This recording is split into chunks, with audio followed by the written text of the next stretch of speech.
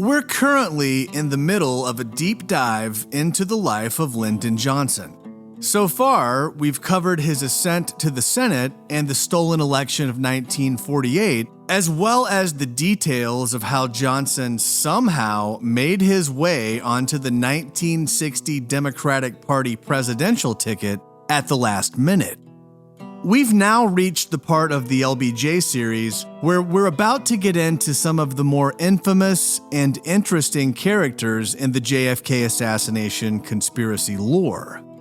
Lyndon Johnson was closely connected to two men who would go on to face legal repercussions for their business deals, Bobby Baker and Billy Sol Estes. In this episode, we begin to explore Johnson's business dealings, including the radio station he bought, his ties with the Mafia, and his close relationship with Bobby Baker. In Dallas, Texas, 3 shots were fired at President Kennedy's motorcade in downtown Dallas. The first reports say that President Kennedy has been seriously wounded by this shooting. The flash, apparently official, President Kennedy died at 1 p.m. Central Standard Time.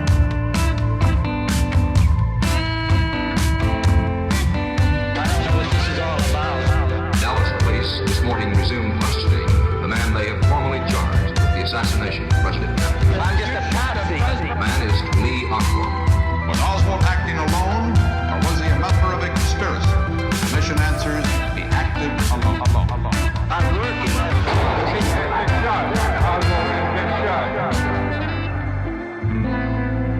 I'm just a patsy. This is Solving JFK. I'm your host, Matt Crumpton. We know that Lyndon Johnson was not from a wealthy background. He worked briefly as a school teacher and then became involved in politics. Despite Johnson's career in public service, he somehow accumulated $14 million as of 1964, according to Time magazine's expose that year. So how then did the public servant Lyndon Johnson end up with the equivalent of $144 million in today's money? Johnson's business dealings began in 1943 when he bought Austin-based radio station KTBC. Before Johnson bought it, the station had been struggling financially because of its weak radio signal and because it was limited to daytime broadcasting only. When the prior owners of the station applied for a stronger signal, the Federal Communications Commission denied their requests multiple times. The FCC also denied the application of another purchaser who offered to buy the station for $50,000. Johnson, who was a supporter of FDR, had a friend and fellow New Dealer, the leader of the FCC, Clifford Durr. Lyndon's wife, Lady Bird, even asked Durr for his advice on whether she should buy the KTBC radio station. Lady Bird told Durr that Austin needed more liberal voices on the air. Durr, the chair of the FCC, agreed with her that she should move forward. The Johnsons, under Lady Bird's name, then acquired the KTBC radio station for the discounted price of $17,500. That's a pretty good deal considering that the FCC denied the application of another purchaser who offered to buy the station for $50,000. Immediately after the Johnsons bought the station, the FCC changed its position and approved several applications for expanded reach within 3 weeks of when the Johnsons took over. The prior owners spent years having those same applications denied, but LBJ was successful in expanding the station's geographic reach and securing FCC approval for 24-hour broadcasting. By 1945, the station was approved to increase its power 5 times the wattage that it had before, expanding the reach of the station to 63 counties. The revenue of the station grew almost 9-fold. from $2,600 a month before the Johnsons owned it to $22,700 a month just 4 years later. In 1952, KTBC was granted the right to broadcast television over Channel 7. This single channel, which was the only VHF channel approved in Austin, contracted to carry programs from all three major networks: CBS, ABC, and NBC.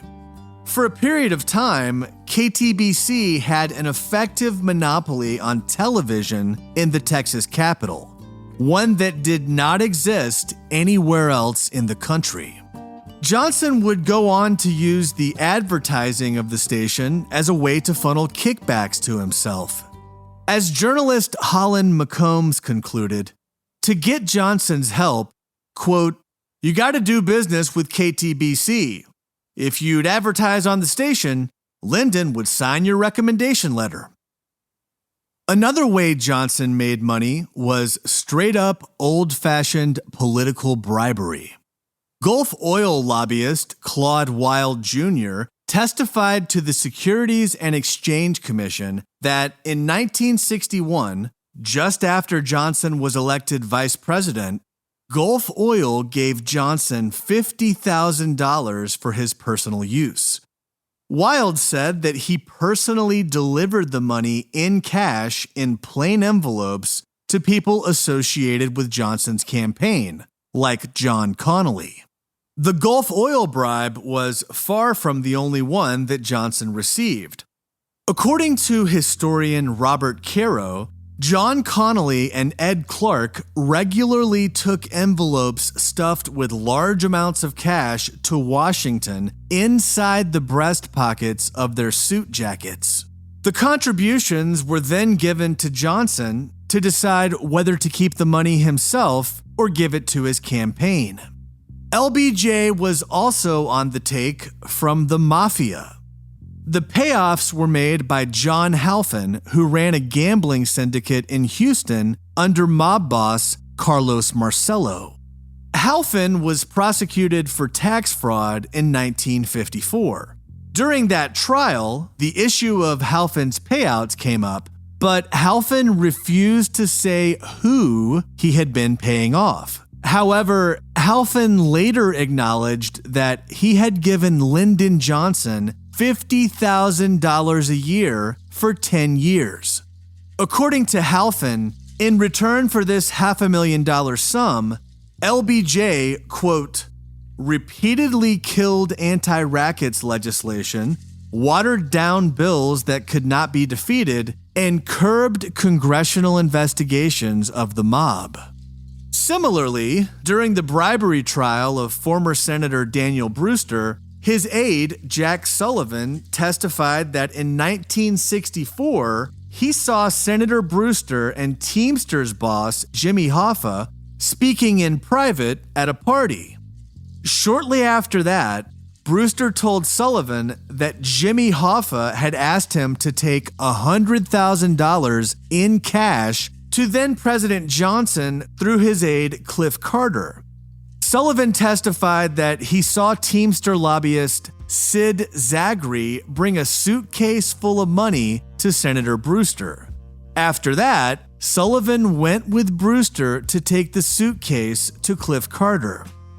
The purpose of the bribe was to get Johnson's help with blocking Hoffa's jury tampering and pension fund fraud, which was not successful because Hoffa was ultimately convicted. As soon as LBJ began his career in the Senate, he quickly established a close relationship with 20-year-old Senate page Bobby Baker. Johnson reached out proactively to work with Baker because, as Johnson put it, Baker, quote, knew where all the bodies were buried in the Senate. The two men were so close that Baker named two of his children Lyndon and Linda, both spelled with Y's. On Capitol Hill, Baker was known as Little Lyndon. Baker would even drink LBJ's cocktails at receptions to test them to make sure that they weren't too strong so that Johnson didn't get drunk. When Johnson became Senate Majority Leader in 1955, he hired Baker as his secretary. One of Baker's jobs in that role was to decide who would receive campaign funds and fancy official trips. Senators could travel free of charge to England, France, Germany, or Japan, but the sole decider of who got to go on what trips was Lyndon Johnson. Johnson and Baker used those perks of the job to encourage senators to vote how LBJ wanted. When Johnson became vice president, Baker maintained the position of secretary to the majority leader. During his time in that position, Baker's net worth increased from $10,000 to $2.1 million, all while he was on a salary of about $19,000 a year. The big picture when we talk about Bobby Baker is that he's getting all of his leverage and power from his relationship with Lyndon Johnson. There's not an obvious paper trail for every transaction, but the implication is clear. Bobby Baker was almost certainly providing LBJ with a piece of the action on many, if not all, of his deals. Another benefit to being secretary to the majority leader was the power to award some government contracts. At first, Baker shook down vending machine companies for fees in exchange for him securing the machine locations. Later, Baker started his own vending business called Serv-U Corporation, which placed and serviced vending machines in factories that were doing business with the government. This was at a time when the vending business was booming and most companies did not have cafeterias. Baker's business partner was his and LBJ's neighbor, Fred Black Jr., an extremely well-connected defense industry lobbyist. By 1963, Serv-U was grossing millions of dollars per year and had a near monopoly on soft drink, candy, and cigarette sales at manufacturing plants related to military contracts. One of the businesses where Baker helped to place vending machines was Capital Vending Company, owned by Ralph Hill. In 1962, Baker charged Hill an upfront fee of $5,600 to help him get a vending contract for an airplane parts manufacturer, Melpar. When Baker insisted that the fee was supposed to be paid annually, not just one time, Hill refused to pay it. Eventually, Hill sued Baker for $300,000 after Hill's contract was canceled, and a company owned by Baker replaced his vending machines at the Melpar plant. While this lawsuit was settled out of court, it came to the attention of the Senate and eventually led to Baker's conviction and imprisonment. On top of doling out campaign funds and vacations to senators and grifting off of prime vending locations, Baker also got involved in solving a problem in Haiti for Clint Murchison Jr.'s meatpacking operation. Murchison's company, Hampco, failed to pass the sanitation requirements of the U.S. Department of Agriculture, which meant that it couldn't export meat to the U.S. or Puerto Rico. Baker was able to arrange for a reinspection of Hampco. This time, they passed, which meant that they were able to sell their meat to Puerto Rico and the U.S. Hampco paid kickbacks to Baker to the tune of about $30,000 a year. While Lyndon Johnson's name does not appear in any of the documents, it's unlikely that Bobby Baker could have procured the reversal of a sanitation ban and secured a new export license from the USDA all on his own. This is especially true given that Murchison was a longtime financial supporter of Johnson's campaigns. In the early 1960s, Bobby Baker got into the motel development business for the first time with a new project called the Carousel, which was on the beach in Ocean City, Maryland. In the spring of 1962, just before the Carousel was set to open, Baker's partner in the project, Alfred Novak, died from an apparent but not confirmed suicide just before a huge northeaster storm caused serious damage to the Carousel. These twin calamities required more funds to be raised. Baker was able to get another loan for the project from his friends Ed Levinson, a Las Vegas casino operator, and Benji Siegelbaum, a Miami investor and gambler. When the motel opened on July 22, 1962, the guest of honor was Vice President Lyndon Johnson, who, according to Life magazine, appeared amid, quote, a bevy of lush and scantily dressed beauties as hostesses. Another project started by Bobby Baker was the Quorum Club, a private gentlemen's club located on the second floor of the Carroll Arms Hotel, which was just 2 blocks away from the Capitol. Politicians would be accosted by the press at the public bar. That's why, according to Baker, the club's membership, quote, was comprised of senators, congressmen, lobbyists, Capitol Hill staffers, and other well-connecteds who wanted to enjoy their drinks, meals, poker games, and shared secrets in private accommodations. In reality, the FBI had bugged the private lounge, and Baker himself was making his own tapes of conversations at certain tables. We know that LBJ already worked hand in hand with J. Edgar Hoover to weaponize any dirt that Hoover collected against their mutual enemies.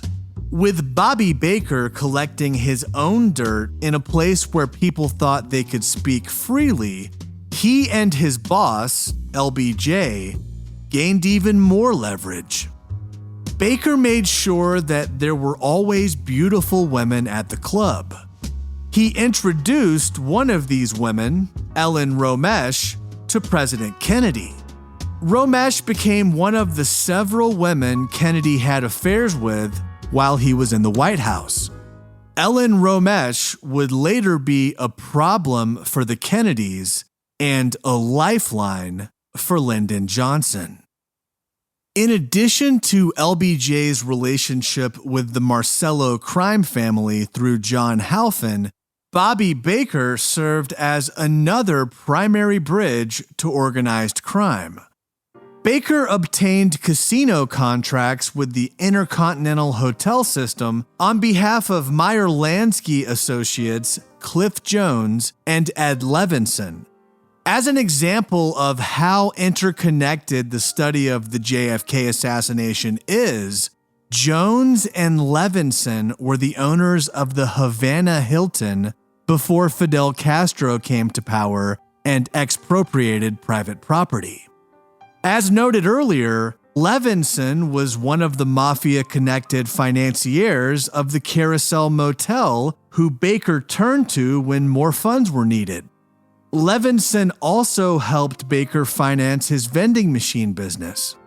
In addition to working with Meyer Lansky, Ed Levinson was also an associate of Chicago mob boss Sam Giancana. Lyndon Johnson's close friend and neighbor was lobbyist Irving Davidson. According to author John Davis, Davidson was the principal lobbyist who helped Carlos Marcello access the agencies of the federal government. Davidson also represented the CIA and the Teamsters Union as a lobbyist. And Davidson worked with Bobby Baker and Clint Murchison on fixing the Haitian meat deal with the USDA. This guy was everywhere. Davidson was also friendly with his neighbor, J. Edgar Hoover. As Davidson put it, quote, "I'm a great admirer of Mr. Hoover, and I did have access. We used to have parties before the Redskin games, and Hoover always came to them. He was a darn good friend. I lived around the corner from him, 3/4 of a block. I'd go over and say hello to him and Clyde Tolson." I know we've mentioned the idea that Hoover and Johnson were neighbors, but now that we know the connections that all of these men had, it's even wilder that they lived within a stone's throw of each other. We've got J. Edgar Hoover, the head of the FBI, who denied the existence of the Mafia. Then we've got Johnson, who, as we already mentioned, had been paid off by Carlos Marcello. Then there's Irving Davidson, the super lobbyist for both the CIA and some mob bosses. On top of that, another neighbor to this crew was Fred Black Jr., a defense industry lobbyist who was Baker's partner in the vending machine business. Black was also a close friend of mobster Johnny Rosselli. In fact, Fred Black and Johnny Rosselli were so close that Black warned Rosselli to get out of Miami the night before he was murdered in July of 1976, which raises the question, what else did Fred Black know? In September of 1963, 2 months before President Kennedy would be assassinated, Bobby Baker's wheeling and dealing was put under the spotlight by Republican Senator John Williams, who got a tip about Baker from none other than Attorney General Bobby Kennedy, who said that Baker was surrounding himself with unsavory characters and conflicts of interest. RFK even assigned a Justice Department lawyer to serve as an intermediary to the Republican Senate staff so that the DOJ and the Kennedys would be made aware of documents about Lyndon Johnson's financial dealings with Baker. According to Burkett Van Kirk, who at the time was the chief counsel for the Republicans on the Rules Committee, Bobby Kennedy's motive in sharing this information with Senator Williams was, quote, "to get rid of Johnson, to dump him. I am as sure of that as I am that the sun comes up in the east." Newsday also reported in October of 1963 that, quote, "the Justice Department started an investigation of Baker as a means of embarrassing Johnson and eliminating him from the Democratic ticket next year." At this time, Lyndon Johnson, who was aware of Bobby Kennedy's ploy, fell back on the same tried and true tactics that had gotten him to the vice presidency in the first place. Johnson reached out to his old friend, J. Edgar Hoover, and encouraged Hoover to confront the Kennedys about President Kennedy's affair with Ellen Rometsch, one of the girls from the Quorum Club who joined the president for naked pool parties at the White House. Johnson tried to distance himself from Baker when the scandals broke. He even said that Baker was, quote, "just an employee around here." Contrary to what Johnson said, he was still in touch with Baker. In a breach of normal protocol, on August 21st, 1963, Johnson had a documented meeting on the books with Bobby Baker and Fred Black. In addition, Baker used Johnson's old buddy and 1948 election lawyer, Abe Fortas, as his lawyer to defend against the Senate investigation.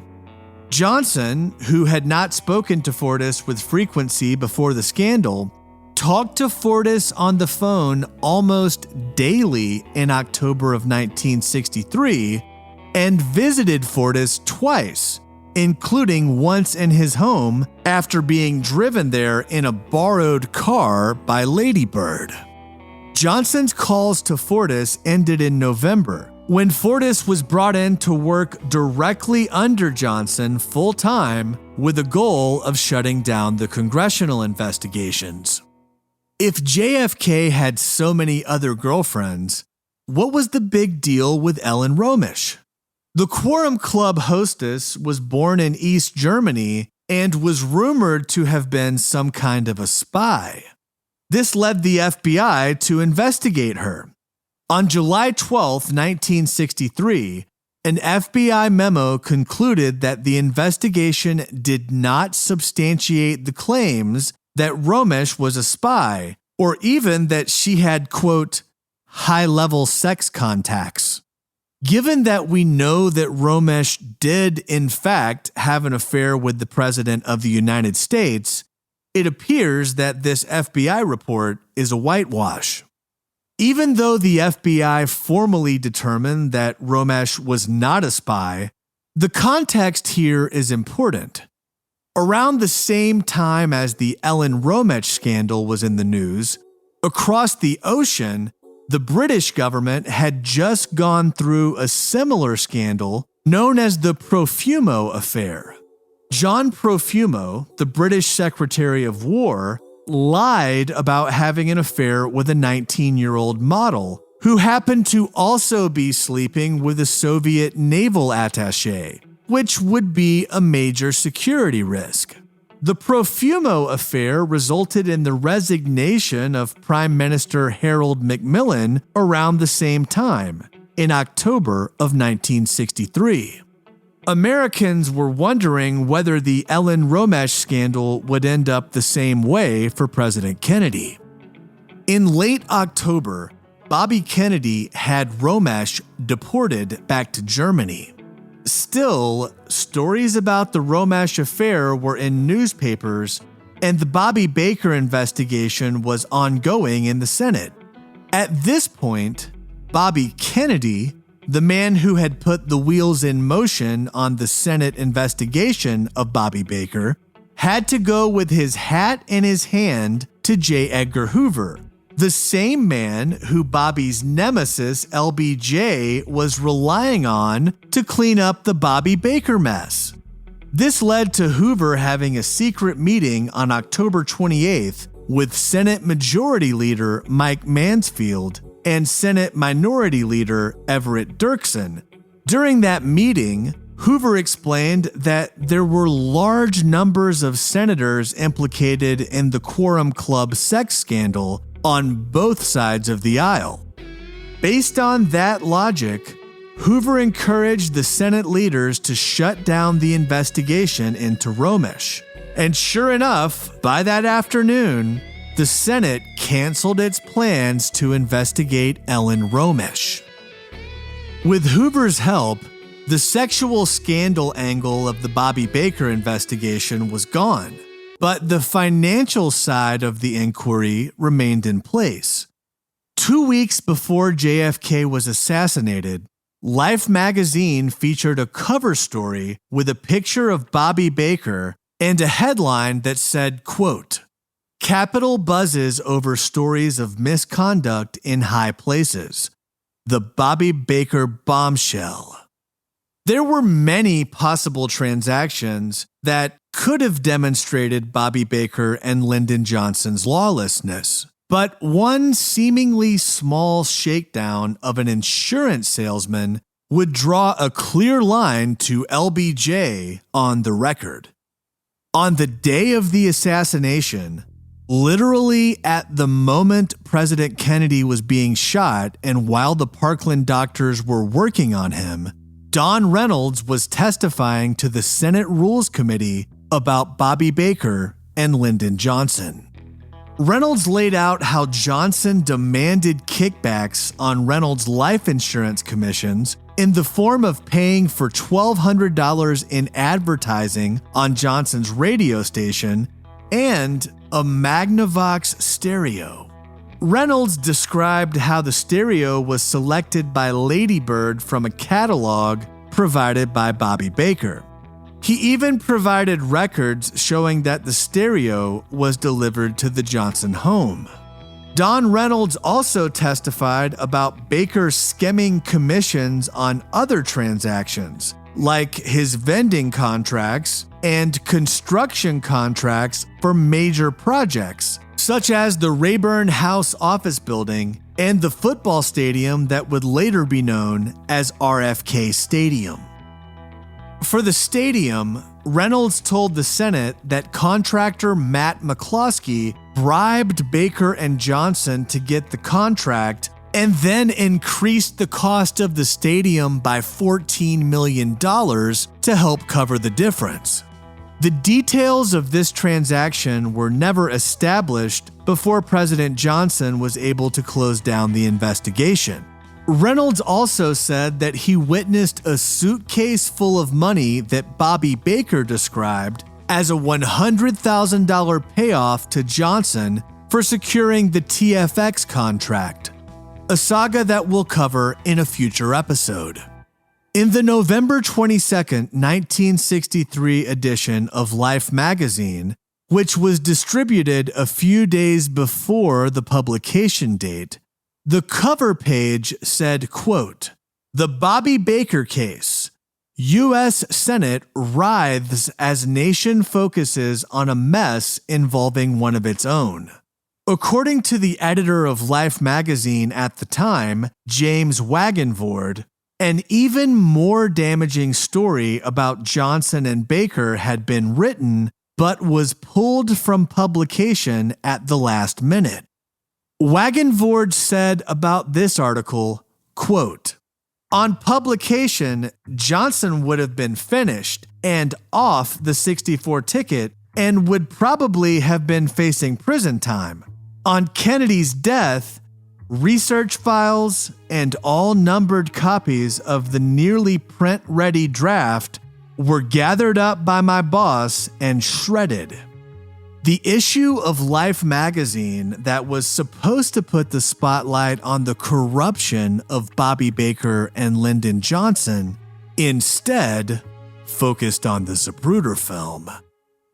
Next time on Solving JFK, we continue to analyze the life and relationships of Lyndon Johnson as we turn our attention to Billy Sol Estes and Mac Wallace.